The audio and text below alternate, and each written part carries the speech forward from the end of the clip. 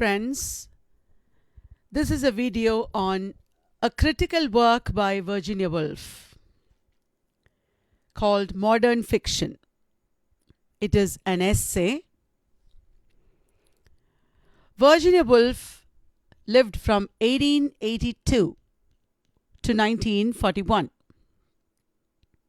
We will talk about the biography of Virginia Woolf elsewhere. Now let us take a quick look at her as a writer. Woolf was a novelist, a literary critic, and a feminist. As a novelist, Woolf was noted for her innovations in narrative technique. You know probably that she introduced into her novels the technique of stream of consciousness, which before her Dorothy Richardson and also James Joyce had practiced. And she employed interior monologue and stream of consciousness to delineate characters deeply. In the essay that we are talking about today, she is talking about the same technique as better and more advisable over the technique of external realism that was practiced by some of her older contemporaries. Woolf's reputation as one of the leading modernists became securely established with the publication of To the Lighthouse. That was in 1927. Even before that, she had published novels starting from The Voyage Out. In 1922 had come Jacob's Room. But very famous was Mrs. Dalloway and To the Lighthouse, as well as The Waves. In keeping with her principle of remaining outside the patriarchal hegemony, Woolf refused all honours, including honorary degrees from Manchester and Liverpool universities, and also she refused a nomination for Companion of Honour.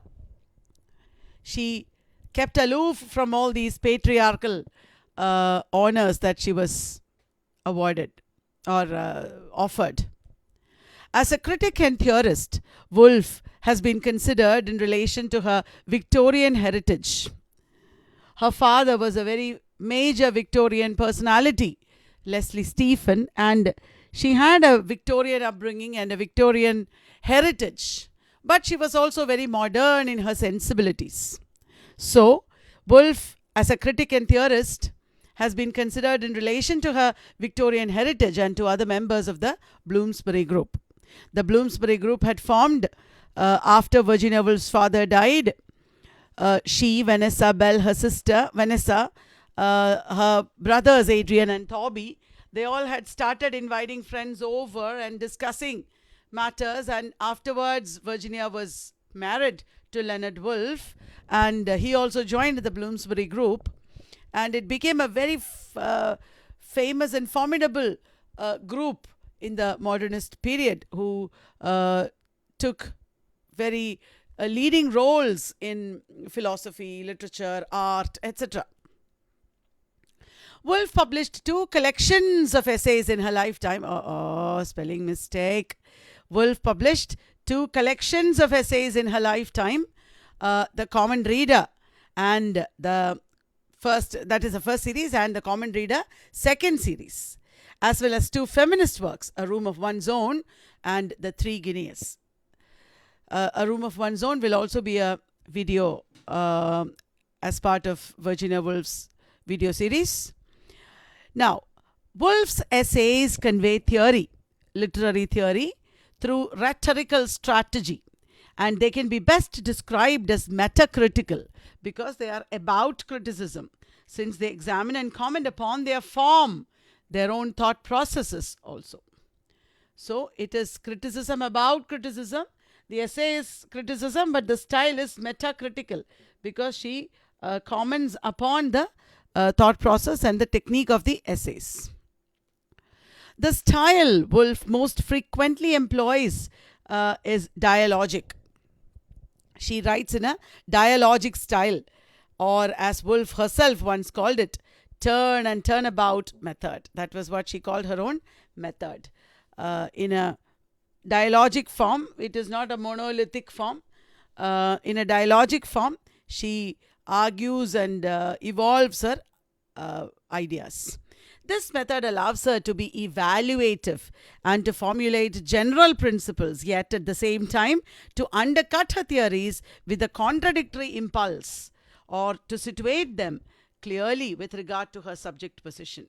That means this method of dialogism is not a prescriptive method. She is evaluating and she is formulating general principles and at the same time deconstructing or undercutting her own theories, questioning her own theories with the contradictory impulses and to situate them clearly with regard to her subjective position. She validates her subjectivity in her theory. She talks about oppositional ideas also. It is a dialogic and dialectical method. Woolf was also a pioneer in what is now known as images of women criticism. I'm not talking about Woolf as a modernist, etc. That will be other videos. Here I'm talking only about the essay proper. I'm not talking a lot about Woolf's background or the writing style or anything. Woolf's rejection of the authoritative writer and the univocal text, her focus on the active role of the reader, and her analysis of social and historical contexts place her as a forerunner of deconstruction, reader response criticism, and new criticism. As a forerunner, I have to proofread properly, but doesn't matter, we can do it together. So Woolf rejected the centrality of the author, the position of the authoritative writer. She rejected, and she also rejected the idea of the univocal text and focused instead on the active role of the reader, analyzed social and historical contexts, and also placed herself as a forerunner of many theories that were yet to come. Woolf seems to approach work as an autonomous organic unity. She seems to approach her work, her writings, as an autonomous organic unity because they are all interrelated. They did not exist in isolation. Nevertheless, her reading is never historical, never impersonal or divorced from non-literary issues. Her work is autonomous and organic, but her reading is always rooted in history. It is always rooted in her own experiences. It is never impersonal or never divorced from non-literary issues. So there are these dichotomies in Woolf. There are these oppositional elements in Woolf that makes her writing very rich. Her thoughts are clearly reflected in her fictional writings, such as Jacob's Room, I mentioned it before, which is significant for ideas about the nature of character. Also, another is Orlando, for theories of biography and the relation of style to historical context. Another novel, that is the last novel, Between the Acts, is important for the reflection, so the relation between writer and audience. So her fictional writings also have some critical elements. In Jacob's Room, there are the ideas about how character should be. In Orlando, she talks about biography. She plays with the biography of her own friend Vita Sackville West, and she fictionalizes the life of Vita Sackville West, and she shows a man turning into a woman and living for centuries. So this is a metacritical work on biography, Orlando the novel. And also it shows the relationship of style to historical context. In every historical period, the style of the novel changes. And her last novel, Between the Acts, also can be read as a critical analysis of the relation between the writer and audience. Orlando should be italics. Okay. Now, the common reader, that is where the essay, Modern Fiction, was published. The Common Reader is the title of a collection of essays, and the title is a phrase adopted from Dr. Johnson. There was, in the time of Dr. Johnson in the 18th century, a proliferation of books. So many books were published because it was the age of printing, and paper and printing ink became cheap. Lots of books were printed. The common readers began to read books. Before the 18th century, only aristocrats read in the Renaissance period. It is in the 18th century that the middle class was formed and the common reader became an important entity. And the books that were published in the 18th century attempted to cater to all kinds of readers. The canon was created by the critics of this time for the common reader. The common reader had to read what are the important texts, and the critics at this time created the canon to cater to the common reader. Johnson said he rejoices to concur with the common reader. Virginia Woolf herself says this at the beginning of Common Reader, the book. She says, Johnson had said that he rejoices to concur or to agree with the common reader. Johnson is talking about the common reader, and here Virginia Woolf's essays are also addressed to the common reader. That is why the book is titled The Common Reader. Now, what is the common reader? The common reader is different from the critic and the scholar. The common reader is uncorrupted by literary prejudices or refinements of subtlety or dogmatism of learning. The common reader does not have these problems. He is uncorrupted by literary prejudices. He is uncorrupted by refinements of subtlety. All the academics and critics have these problems. Common readers don't have these problems. And common readers also don't have dogmatism of learning. The common reader instead is guided by his own instincts. The common reader is guided by his own instincts to create from odds and ends a kind of whole. The common reader tries to create a whole from the different odds and ends of his reading. He does not read in a coherent manner. He reads here and there, this book, that book, without any connection, probably. And this odds and ends of his reading, from that he will try to create a whole. And that kind of common reader is the addressee of these essays. Now, modern fiction was first published in 1921 and then published in Common Reader. The essay itself was written in 1919, and it was first published along with a series of short stories called Monday or Tuesday. It was first published along with a series of short stories, probably in their Hogarth press, I don't know.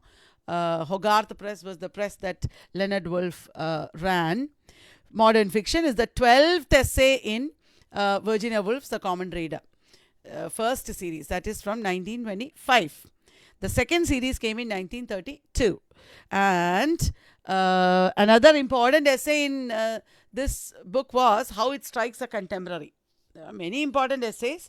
Whenever you hear about or I talk about a book, please go and look up at least the contents page, the opening, the titles of the contents you should look up, okay?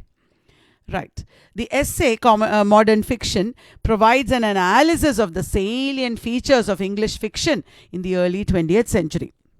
The essay provides an analysis of the salient features of early 20th century English fiction. How should early 20th century English fiction be? How it is now, etc. is the theme. It is not an essay on any individual writer, and numerous fiction writers have been brought in the essay through the process of comparison and contrast. She is contrasting and comparing different writers in this essay. Now, the main argument in the essay. The essay acts as a guide for writers of modern fiction.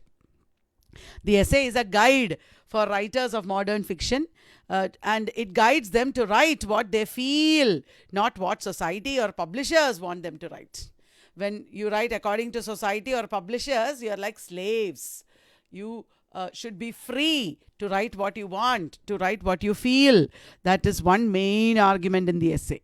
Woolf believed that writers are constrained by the publishing business. She must have written this from her own experience. She believed that writers are constrained by the publishing business, by what society believes literature should look like, and what society has dictated on how literature should be written. Woolf believed that all these are constraining factors on writers. Writers are constrained by publishers and society. She states that it is the writer's job to write about the complexities in life. A writer should write about the complexities in life, the unknown and the spiritual, not the materialistic trivialities. The writer should not write about materialistic trivialities. Instead, the writer should write about the unknown and the trivial. Now, let me talk to you about the opening of the essay. The opening. I'm reading, in making any survey. This is the first line. In making any survey, even the freest and loosest of modern fiction, it is difficult not to take it for granted that the modern practice of the art is somehow an improvement upon the old. We tend to take it for granted that somehow fiction developed from what was written earlier. With their simple tools and primitive materials, it might be said, Fielding did well, and Jane Austen even better. The earlier writers like Henry Fielding and Jane Austen had simple tools and primitive materials. But even with that, they did very well. But compare their opportunities with ours. In Virginia Woolf's time, they had many more opportunities. Their masterpieces certainly have a strange air of simplicity. Fielding's and Jane Austen's masterpieces have a strange air of simplicity. And yet, the analogy between literature and the process, to choose an example, of making motor cars scarcely holds good beyond the first glance. Even though the earlier writers were simple, it is not like they used very simple tools and we have very complex motor cars. Don't think like that. Because even if we have very complex motor cars, that doesn't mean in literature we have advanced very much. It is doubtful whether in the course of the centuries, though we have learnt much about making machines and motor cars, it is doubtful whether we have learnt anything about making literature. We have not progressed very far from where Fielding and Jane Austen have been. That is what she says at the beginning. Now, let us look at an analysis. Modern fiction has kind of developed from older fiction. That is our presumption always. She is examining that presumption. If one reviews the panorama of the English novel, one feels that the novels, say, of Henry Fielding and Jane Austen are very simple, though they wrote very well.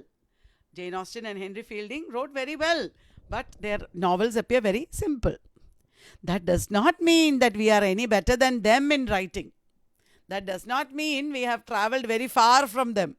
She makes an analogy between making literature and making motor cars to explain this process. Though we have developed from simple tools to complex motor cars, she asserts, we have not moved much farther from the ancients or the earlier writers in literature. I'm reading. The green background is always for excerpts from the essay.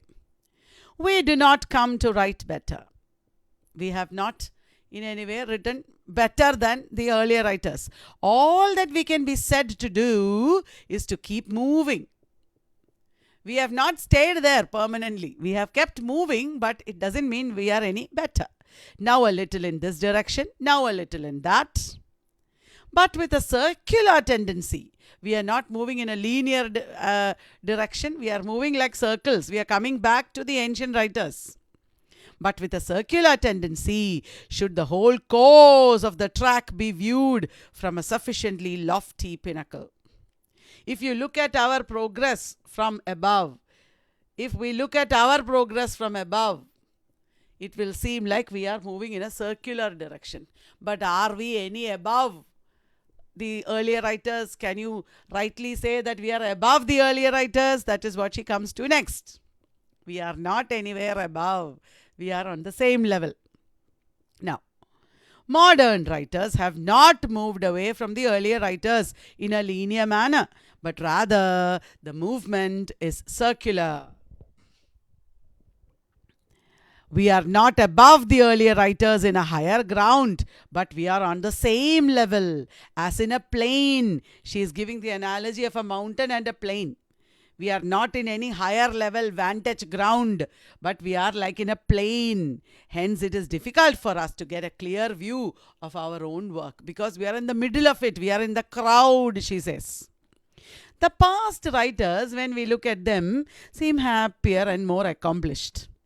And we feel their fight was easier. Probably they accomplished so easily because their fight was easier, we are thinking.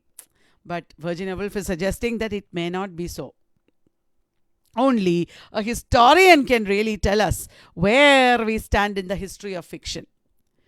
We can't judge for ourselves. Somebody else should tell us where we stand.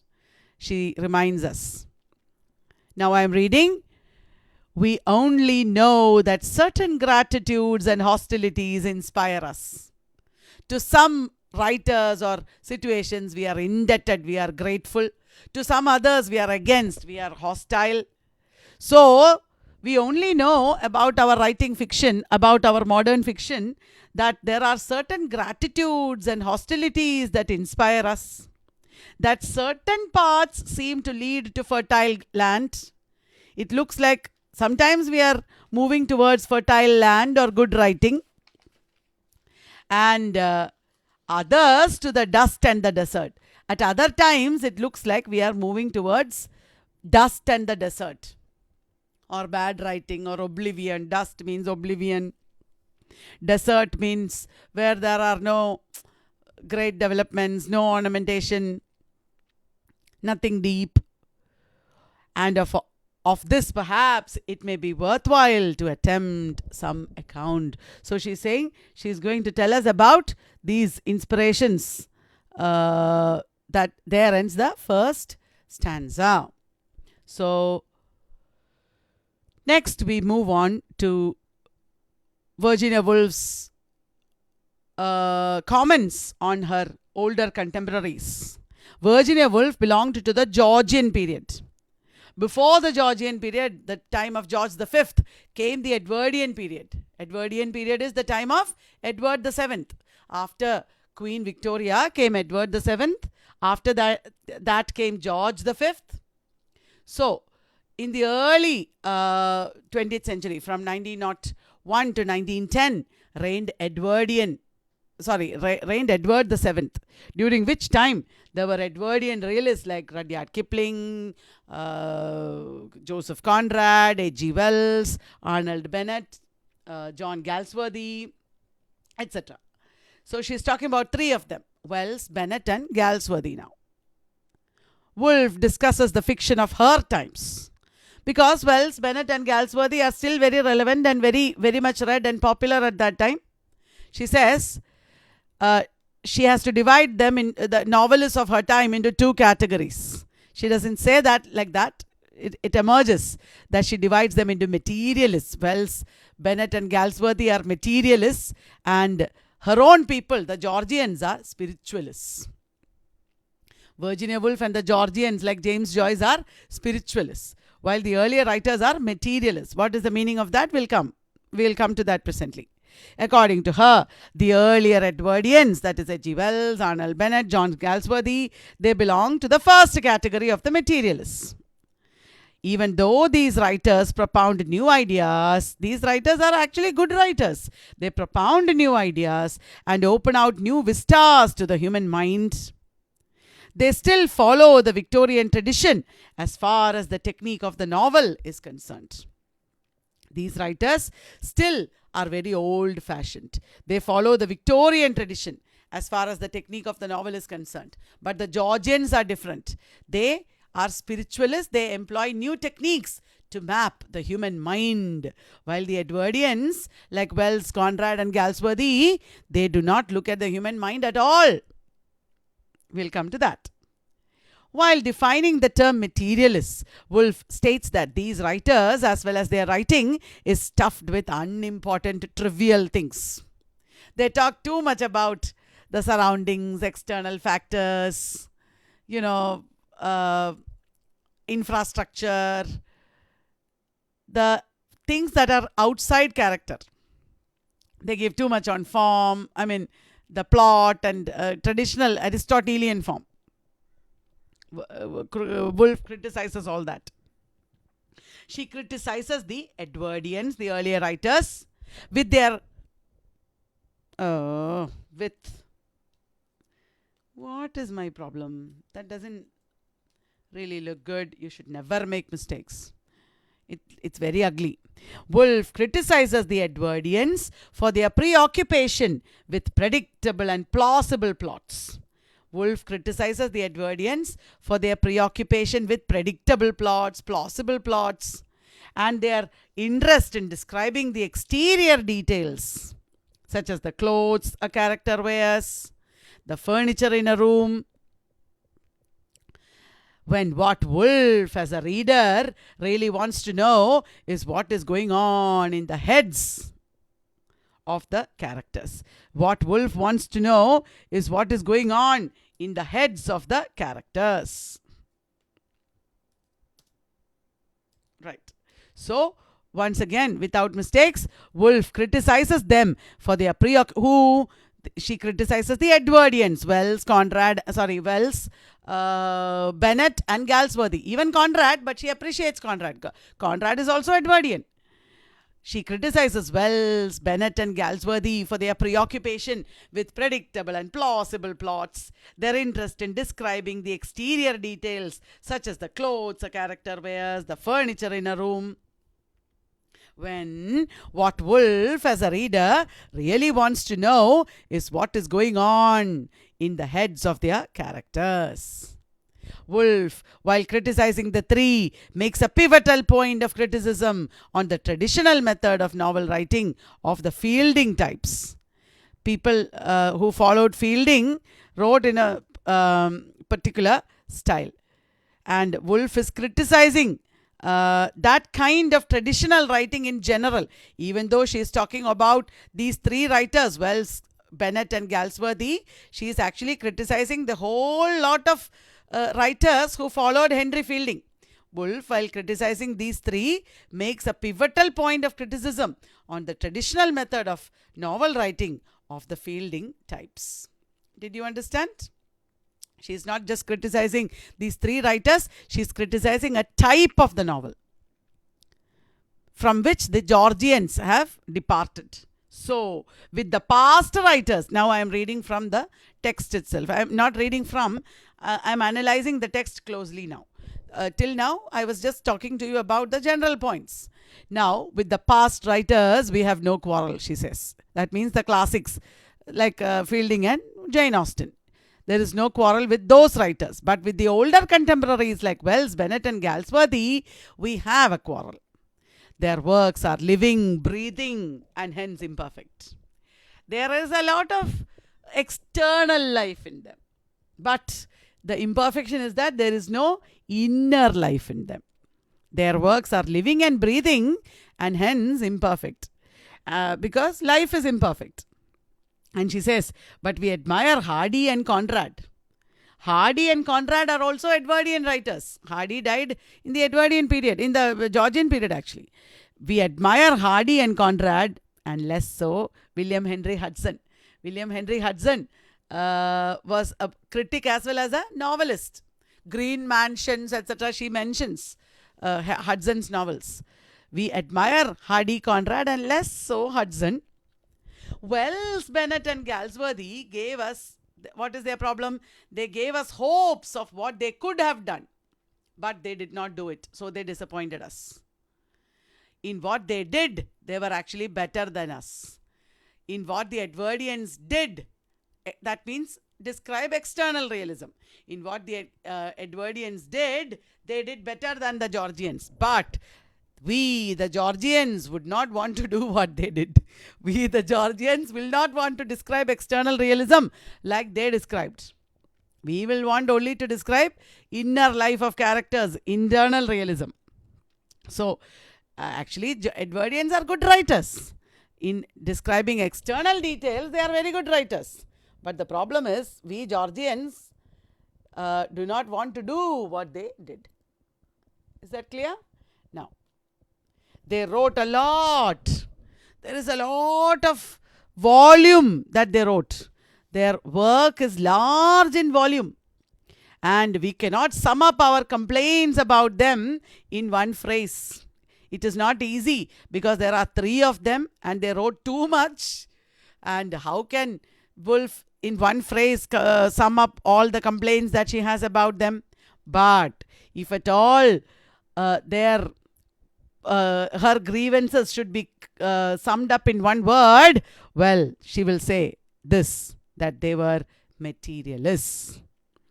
These three writers were materialists. That means they did not focus on the spirit. They focused too much on the body, on the structure, on the external details. I am reading from the book, from the essay. No single phrase will sum up the charge or grievance which we have to bring against a mass of work so large in its volume and embodying so many qualities. There are qualities also, both admirable and the reverse. Both good qualities and bad qualities. If we tried to formulate our meaning in one word, we should say that these three writers are materialists.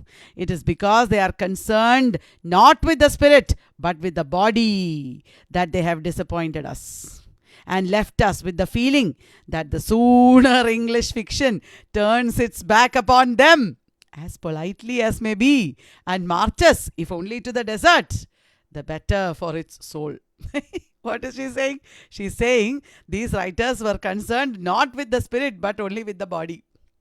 She hates their writing so much that she says, if English fiction turned its back upon them and walked away very politely, even if English fiction walked into the desert, it's okay. It is better for the soul to leave these three writers because their writing is no good. Did you understand? If English fiction turns its back upon them and marches away into the desert also, it is okay for English fiction. Because these writers, their works do not have real life. Let us look at the analysis. I'm following the text closely. She talks about H.G. Wells. She says, H.G. Wells is an alloy. H.G. Wells is an alloy. She says he is clay mixed with purity of inspiration. It is true that he has purity of inspiration, but there is a lot of clay mixed with it. Yo, so insulting, isn't it? Arnold Bennett is the worst of the three, she says. She says Arnold Bennett is the worst of the three. Hello, it is true that Arnold Bennett is the best workman or craftsman. He is not a great writer, he is just a workman because he deals with external details. But his works are decayed inside. Ayo. His works are decayed inside. Even good critics can't make out through which crack the decay crept in. His works are outwardly very perfect. His works are outwardly very perfect. You can't find one flaw in them. One chip or crack you can't find in them. They are so perfect and airtight that inside there is decay, we will not understand. The problem is because there is decay inside, there is no life in his novels. In his novels, there is no life because there is decay inside.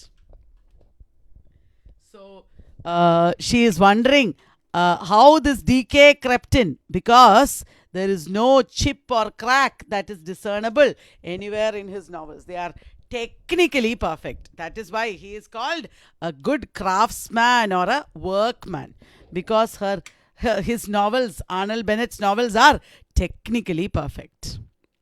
Bennett actually claims to have overcome the risk of decay. He claims to have overcome this risk of not having life in his novels.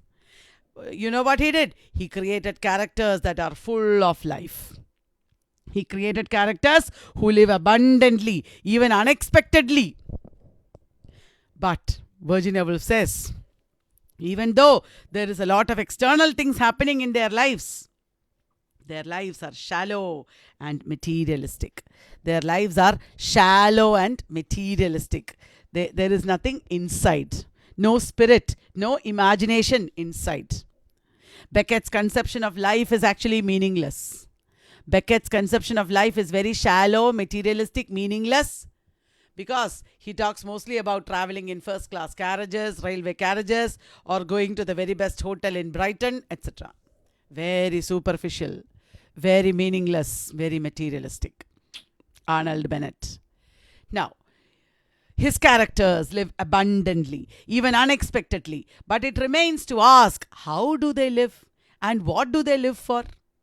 More and more, they seem to us deserting even the well built villa in the Five Towns, that is the place that Arnold Bennett lived in and wrote about, to spend their time. The characters leave Five Towns to spend their time in some softly padded first class railway carriage, pressing bells and buttons innumerable, doing a lot of meaningless things. This is what Arnold Bennett describes. His characters are pressing bells and buttons innumerable. I don't know if I'll be able to teach you or lecture for laughter. Her style is so beautiful. The characters, can you imagine Arnold Bennett's characters pressing bells and buttons innumerable? And the destiny to which they travel so luxuriously becomes more and more unquestionably an eternity of bliss spent in the very best hotel in Brighton. Oh my God, what satire! I don't know how Arnold Bennett lived after that. It's such a devastating style. And the destiny to which they travel so luxuriously. They are traveling always in Arnold Bennett's novels. They are traveling to some destiny, traveling so luxuriously, because Arnold Bennett wrote a lot about class. John Galsworthy also same. Upper class, lower class, upper class, lower class. This was their themes. And the upper class people are always traveling to their destiny so luxuriously, and their destiny becomes more and more unquestionably an eternity of bliss spent in the very best hotel in Brighton. There is no other concept of happiness or bliss than spending time in the very best hotel in Brighton. So cheap, so superficial, so lifeless Arnold Bennett's works are. Look at the analysis. H.G. Wells. Now, next, we analyzed it already. Now we are coming to H.G. Wells again. She is again talking about H.G. Wells. H.G. Wells took too much delight in the solidity of the fabric. He gave too much importance to the fabric, the external details. That is the meaning. He spends too much effort describing things, ignoring ideas, and leaving his characters crude and coarse, of inferior nature.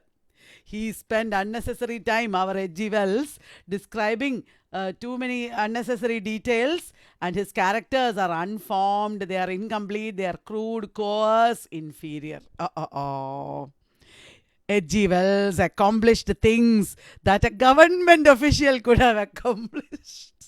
That means very government servants, government officials are criticized as very unimaginative, very mechanical, very boring people. A mere clerk could have achieved it. That kind of achievement H.G. Wells has attained. He has no depth. That is the meaning. And Virginia Woolf says he took a huge effort to create heaven and earth, but with the sole purpose of housing his mundane characters. She calls them Joans and Peters. The very inferior mundane characters, Joans and Peters, are inhabiting the elaborate heaven and hell that he created in his novels. Did you understand? All the institutions, all the space, regions, cities, everything that he created, all for nothing, because the characters are so base. Needless to say about Galsworthy, she is not talking about Galsworthy at length. Galsworthy's works are also the same. They lack life. Even though they have integrity and humanity, they also lack life. In a nutshell, the materialists, that means the Edwardian realists, focused too much on the trivialities of life. They did not have life. That is the meaning. Did you like it? Did you understand? Now, Let me read. If we fasten then one label on all these books, on which is one word, materialists, we mean by it that they write of unimportant things, that they spend immense skill and immense industry making the trivial and the transitory appear the true and the enduring. They take the trivial and the transitory and make it look very true and enduring. That is what they do. And then she says, writers have been slaves to society, to publishers. Writers should not be slaves. Writers should exercise freedom. That is the next argument. Criticism of the novel, she says, has one problem. Novel criticism, criticizing the novel has one problem. That kind of criticism is very exacting and rather vague. It is difficult to pinpoint what the critic wants. It is very too demanding, exacting, and rather vague. But one thing has to be stated, she says. What is it? Contemporary fiction does not bring life or spirit or truth or reality. In contemporary fiction, not only Wells, Galsworthy, Bennett, but all the present day writers, in them there is no life, no spirit, no truth, no reality. Very bad situation it is. Still, we take enormous efforts. The suspense is broken. You saw what is coming. That doesn't matter. Okay. Still, even though our books, our novels written at this time have no life, no spirit, no truth, no reality, still we take enormous efforts to write fiction. Elaborately we write fiction. 32 chapters we write. That is, conventional number, I think. She says 32. 2 and 30. 32 chapters we write. We create everything. We create realistic pictures of life. We take heavy strain to write novels. But all these novels are without light of the conception. It is all without light of the conception. Now look at the surprise. Dun-dun-dun. Novel is written but without light of the conception. Did you like it? Now, read from the essay. Nevertheless, we go on perseveringly, conscientiously constructing our 2 and 30 chapters after a design which more and more ceases to resemble the vision in our minds. What is there in our minds? It is life. We want spirit. What we write, what contemporary writers write, resembles less and less of what we have in our minds.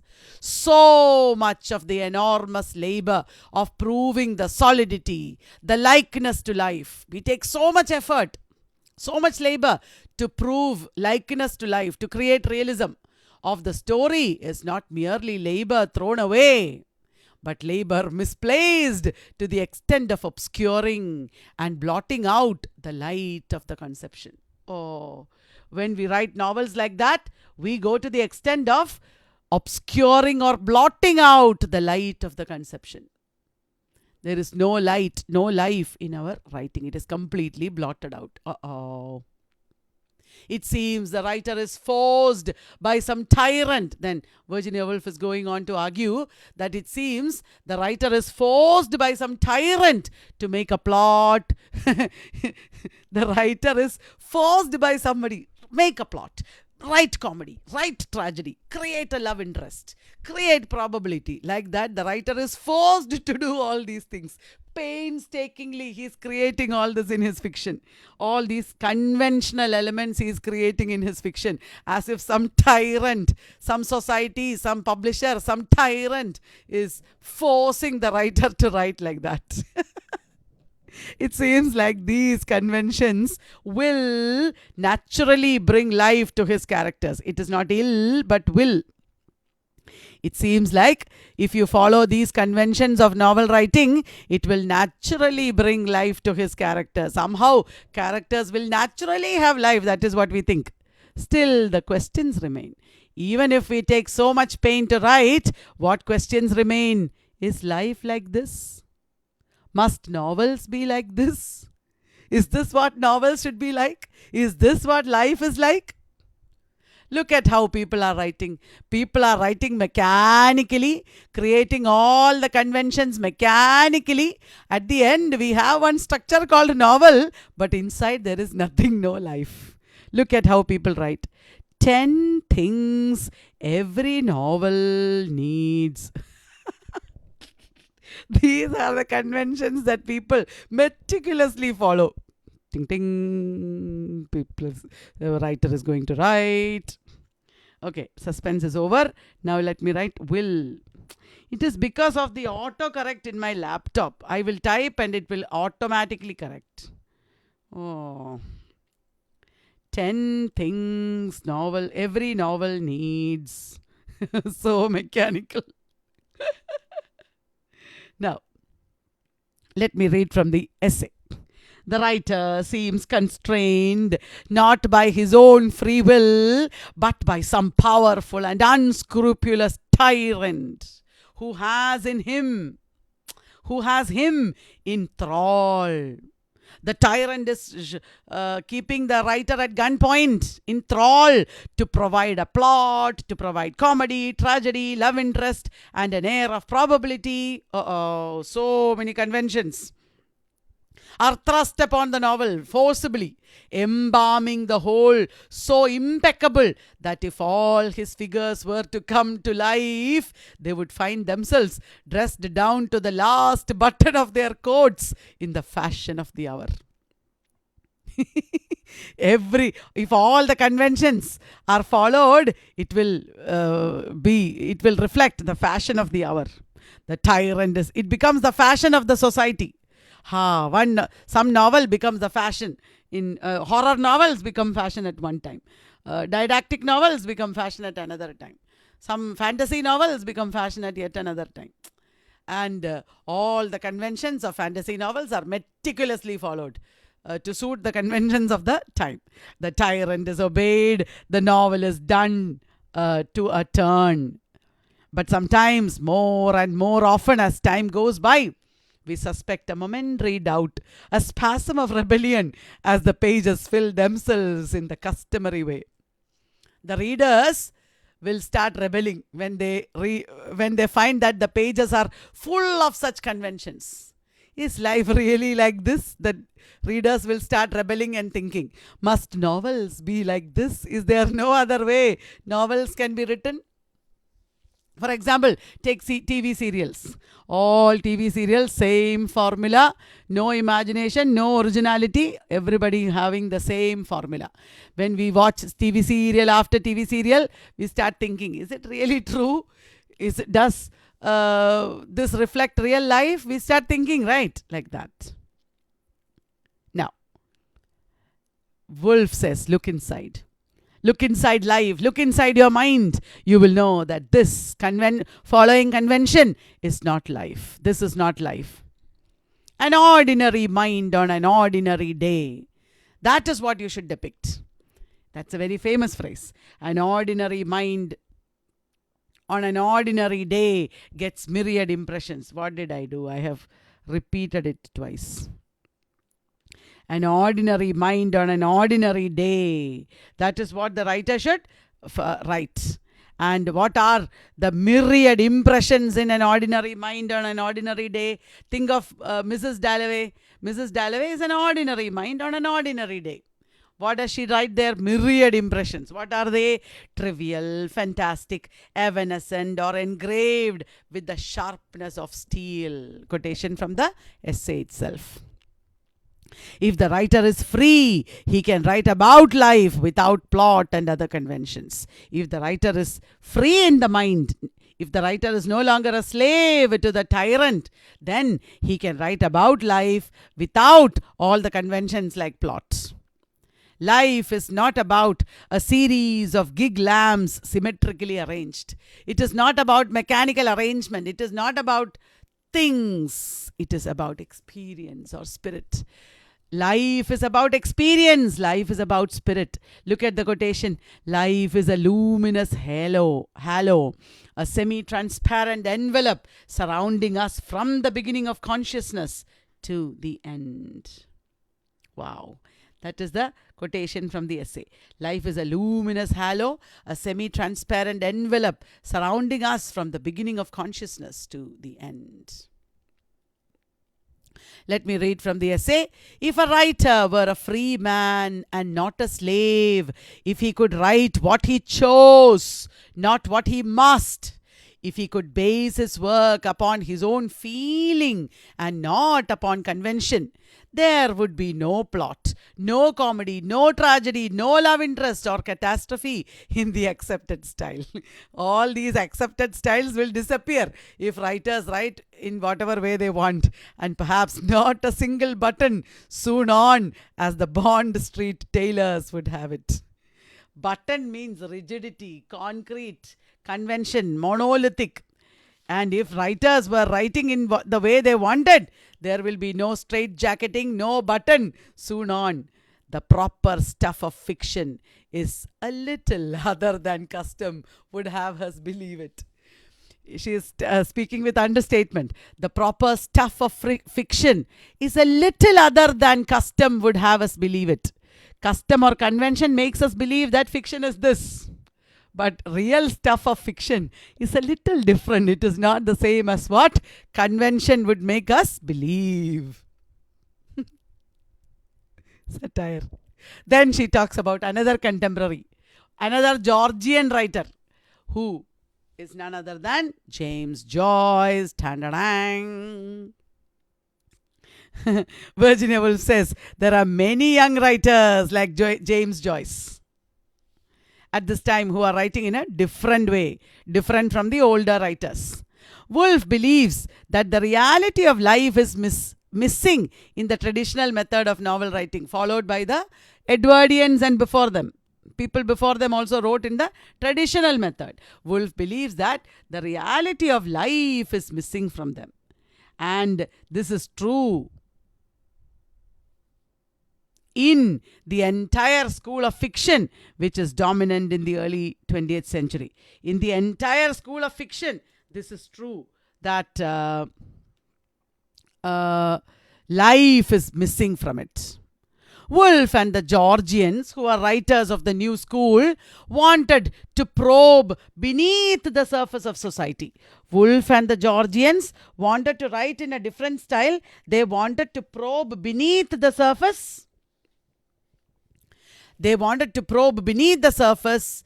They wanted to search into human character down to where they felt the truth was hidden.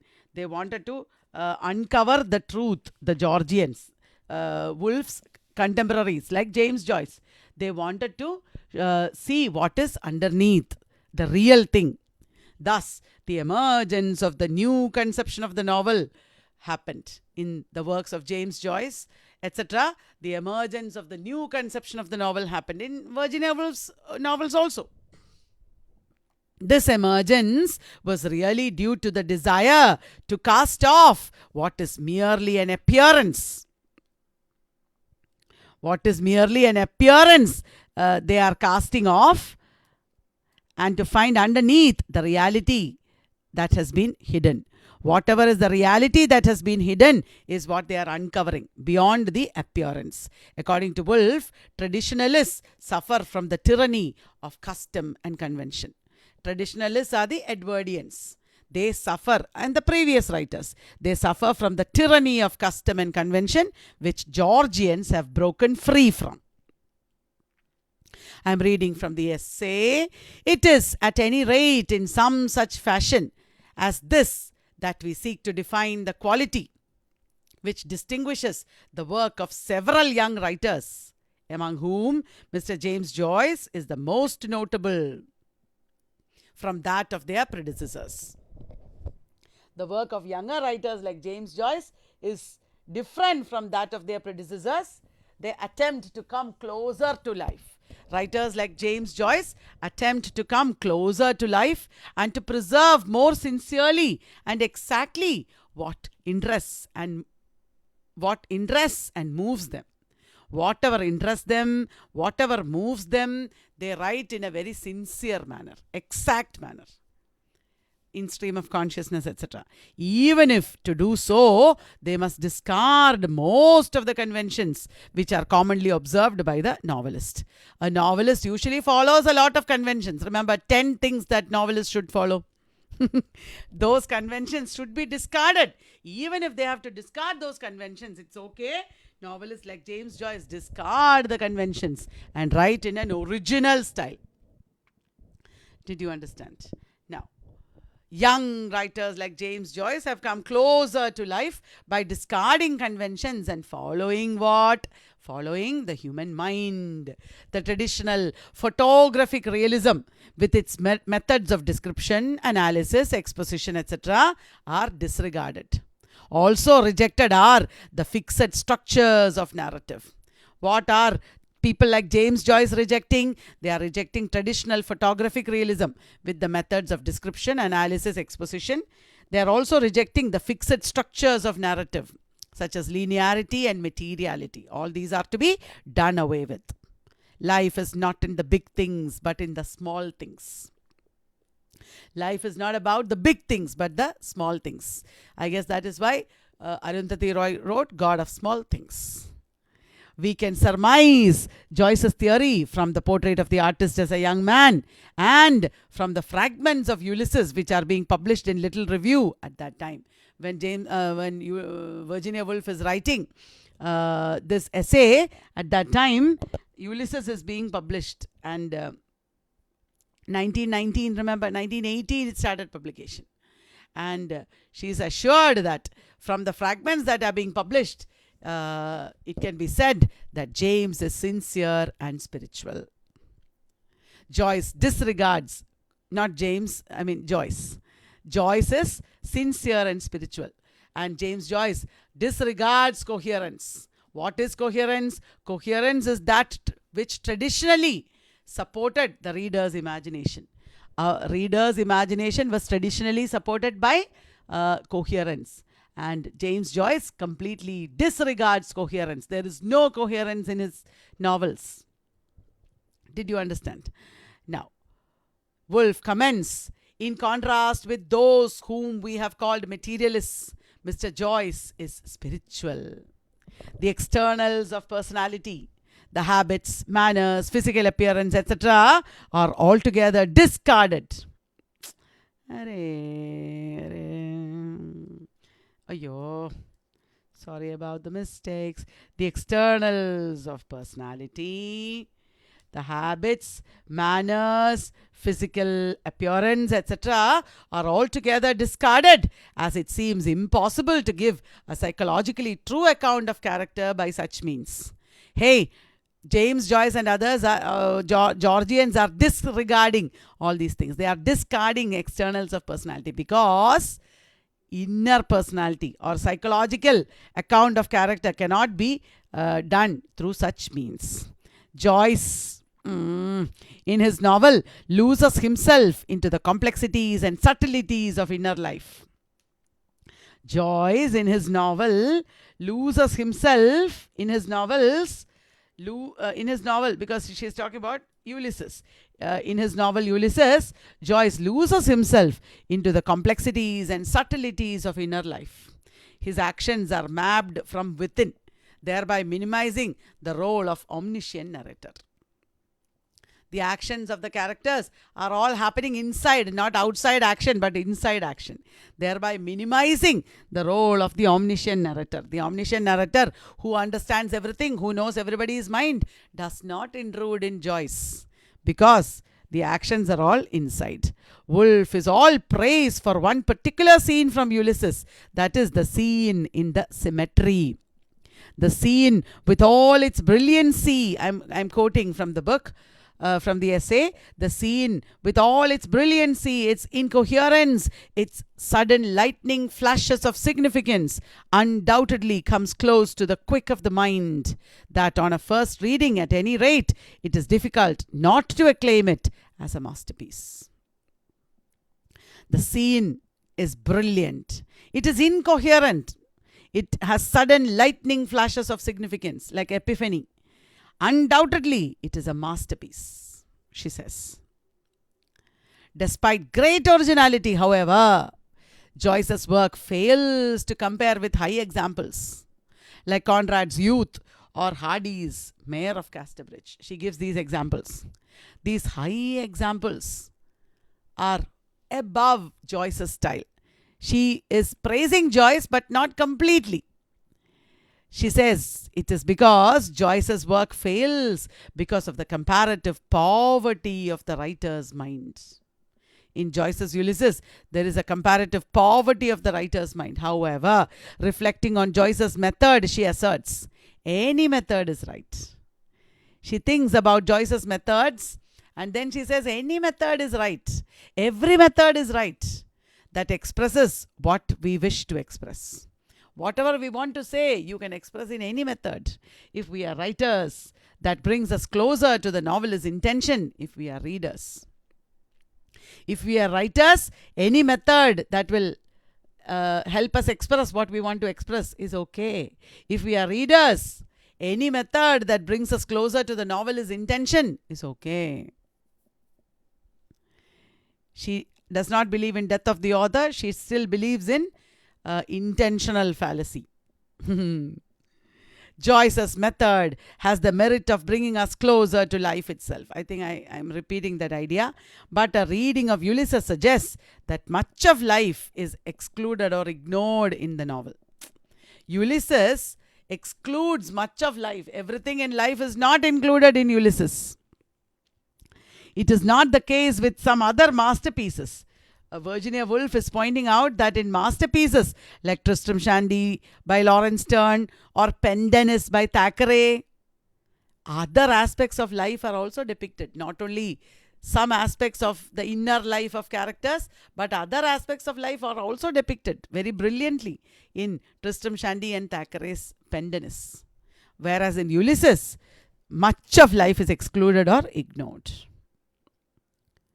Now, towards the end, she talks about the Russian writers. She says that influence of the Russian writers has been tremendous on English writers. Woolf then proceeds to examine the problems of modern novelists. The basic problem lies for the novelist in finding ways of being free to set down what the author likes. How can we free ourselves to set down what we want to write? The writer wants to render the life or soul to do something new and original. And for this purpose, new techniques have not yet been evolved. The problem with modern writers is new techniques have to be evolved in order for the writer to put down what he wants. But new techniques are yet to be evolved. Woolf identifies that English novelists are interested in the psyche or soul. I have already told you this. English novelists are interested in the psyche or soul. They emphasize different aspects of life, and this often leads to conclusions which are largely vague and ambiguous. The English writers write in a style that gives importance to the psychology, and this sometimes makes it ambiguous. Woolf states that modern novel tends to be inconclusive like life itself. Modern novel like that of Joyce is inconclusive, which is good.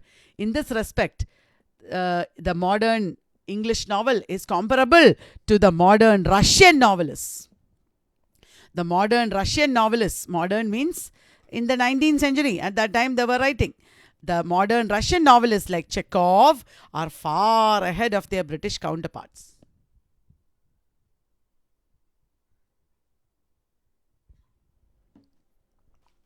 Joyce and such writers are comparable to Russian writers like Chekhov. Woolf mentions a short story by Anton Chekhov called Gusev, in which nothing much happens.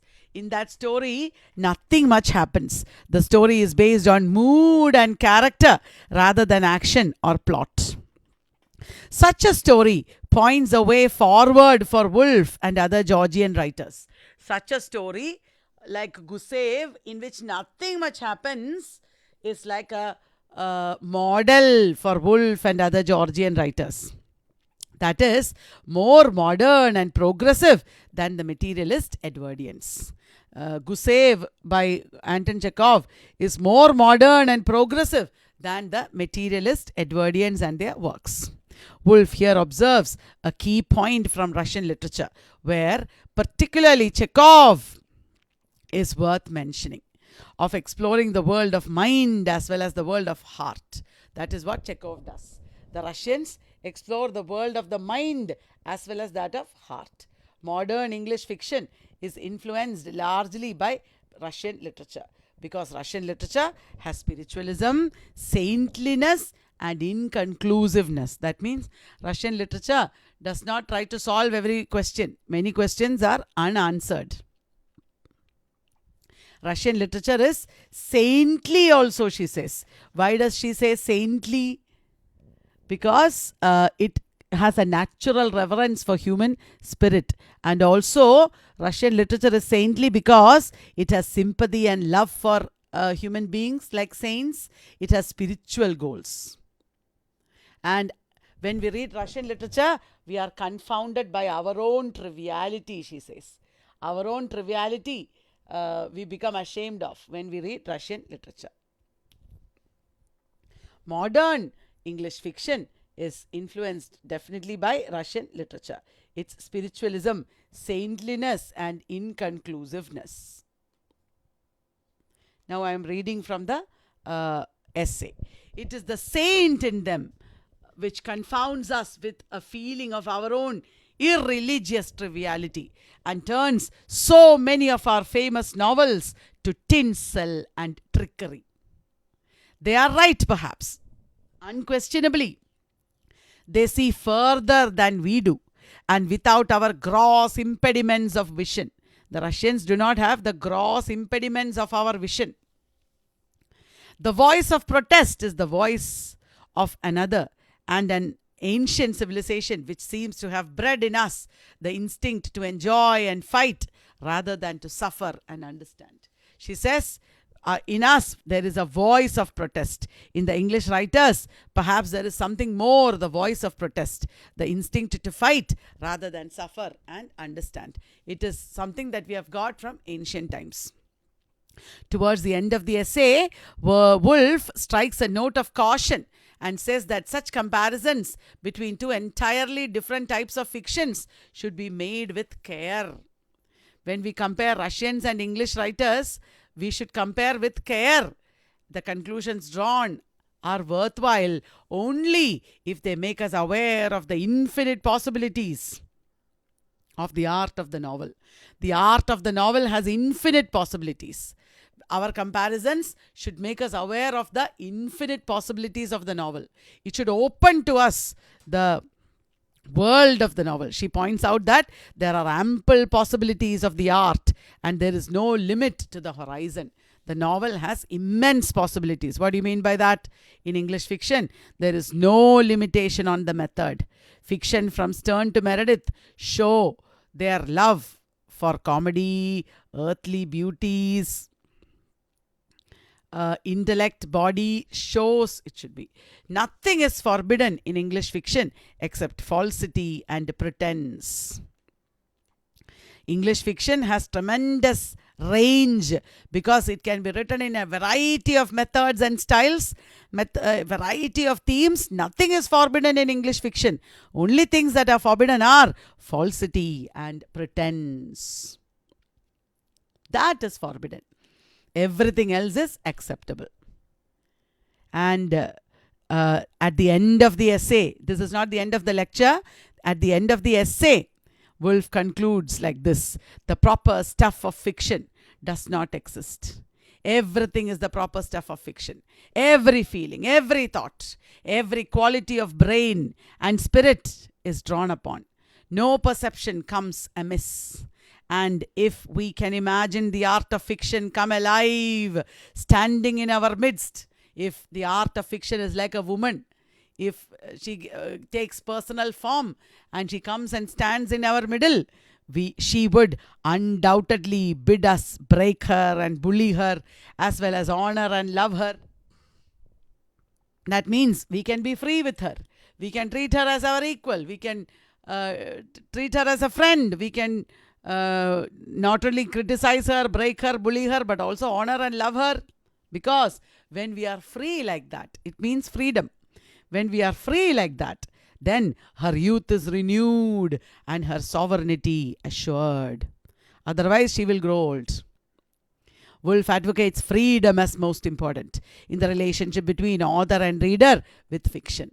Author with fiction, reader with fiction, both should be free. Woolf gives importance to effacing herself as a writer in her novels and writings. In her writings, in her novels, the writer is wiped out of existence. The focus is on the character. If the writer is removed thus from the scene, it means a significant shift in the narrative towards death of the author. It creates the need to use the memory of the characters in a relationship with the past. The focus is entirely on the character. The writer's intentions have no value, and the character's memory becomes the decisive factor of the novel. This is a distinct departure from the conventional novels. With the author, in the conventional novels, what happens? The author will continually tell us stories, and he is omniscient to the extent of knowing everything about the characters. The author knows everything in a traditional novel. But in Virginia Woolf's novels, the author is not there, and the characters take prominence. Thus, it becomes clear that fiction for Mrs. Woolf is not a criticism of life in any Arnoldian sense. Suddenly, why did I say Mrs. Woolf? Fiction for Woolf is not criticism of life, like Arnold said. Fiction should be about external life, it should criticize life. That is not what Woolf believes. Rather, fiction is a recreation of the complexities of experience. Fiction should recreate the complexities of experience. So that is Virginia Woolf talking to us. Thank you. That brings us to the end of the video lecture. Thank you very much. I hope you enjoyed.